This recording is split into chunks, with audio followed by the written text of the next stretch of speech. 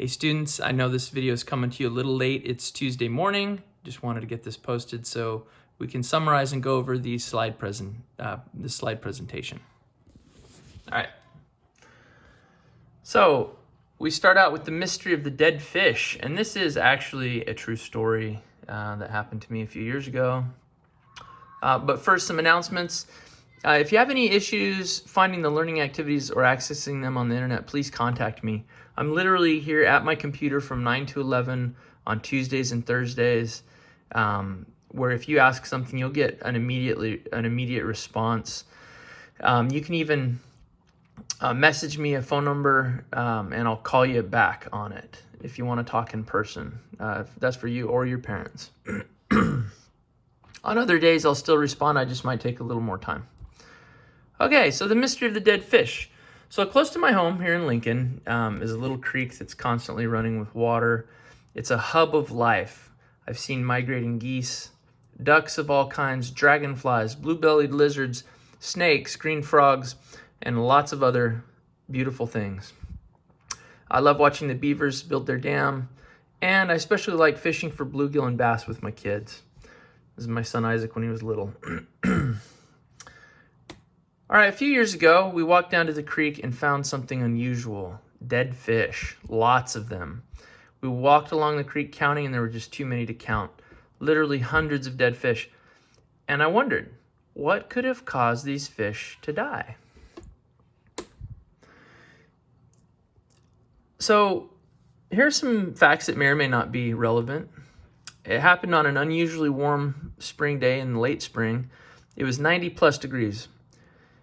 It was warm. The creek's located in my neighborhood, which is full of residential homes, so we're not in the country. It had rained for a few days the prior week. There seemed to be a lot of this algae growing on top of the creek. And there were not just one kind of fish dead, but like many different kinds of fish. So think about what you know about animals and plants and what they need to live. What do you think could have caused this fish die-off? So you're going to go on Schoology into the learning activities folder, and then there's the discussion called the mystery of the dead fish. I just want you to post a hypothesis on there, which is just like, what do you think the reason is, or the reason might have been for these fish to have died? And then once you've commented, comment in a few others. Questions are good comments, observations or experiences are good comments. So make some good comments. Okay, next you're going to work on, we're going to try to activate some prior knowledge about what makes plants grow. This is a lot of stuff that you should know. And then you're going to do a read and respond activity. So what does a plant need to grow? So as you watch this video, I want you to just make a list from your own knowledge and experience of what you think a plant needs to grow. And then you're going to compare it to the list on the next slide, which I'm just going to skip over real quick because I don't want to spoil it for you. Okay, there we go. And then once you've done that activity, I want you to read this article. Of course, you get to the article just by clicking this link, as always. The article is What Causes Fish Kills. So this is going to answer some of our questions about what could have caused the fish die-off here near my house.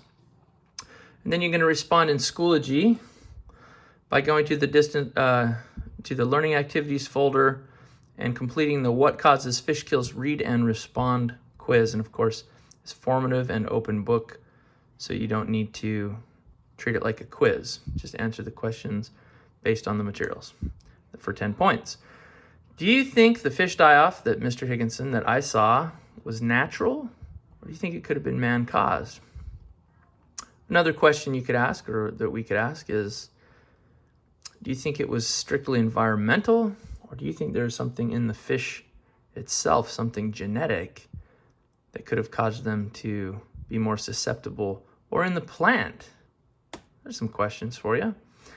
The mystery of the dead fish ending. And what is a trait? Oh, I'm going to skip that because I'm going to leave it as a surprise for those of you who are just starting. What makes one organism more likely to survive than another? That's a good question, isn't it? Is it just the environment, or is it the organism itself? One thing that makes an organism more likely to survive are its traits. These slides are going to walk you through some different interesting traits. For example, this hummingbird. The hummingbird can survive because it has a long beak necessary to get food from the flower. So a hummingbird with a longer beak may be more likely to survive than a hummingbird with a shorter beak. So that's a trait that could affect the survivability of the hummingbird. And it's going to walk you through a few of those are interesting. I want you to read them. All forms of life have genetic traits. Plants and animals, including humans, have traits. A trait is a characteristic, feature, or quality distinguishing a particular person or thing.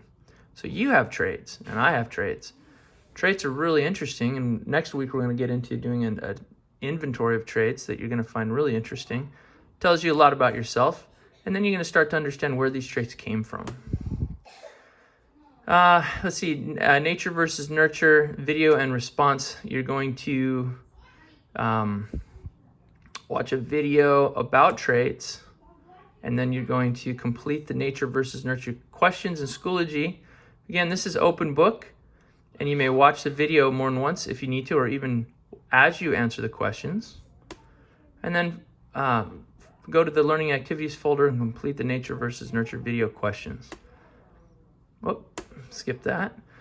Lastly, you're going to do the brain pop on genetics, and then the Schoology quiz on genetics. And the quiz is literally the same questions as on the brain pop. So I would recommend that you go to brain pop, find the genetics video, watch it, do the quiz, and then take the quiz on Schoology and compare it to your quiz in brain pop, and you'll do your best. This I've actually counted as a formative assessment, even though it is still open book, for 10 points. And that's it. All right, to wrap up the week, would you rather be as tall as the tallest person in the world, or be as short as the shortest person in the world? By the way, what determines how tall and how short you are? All right, everybody, have a good week. We'll see you next week.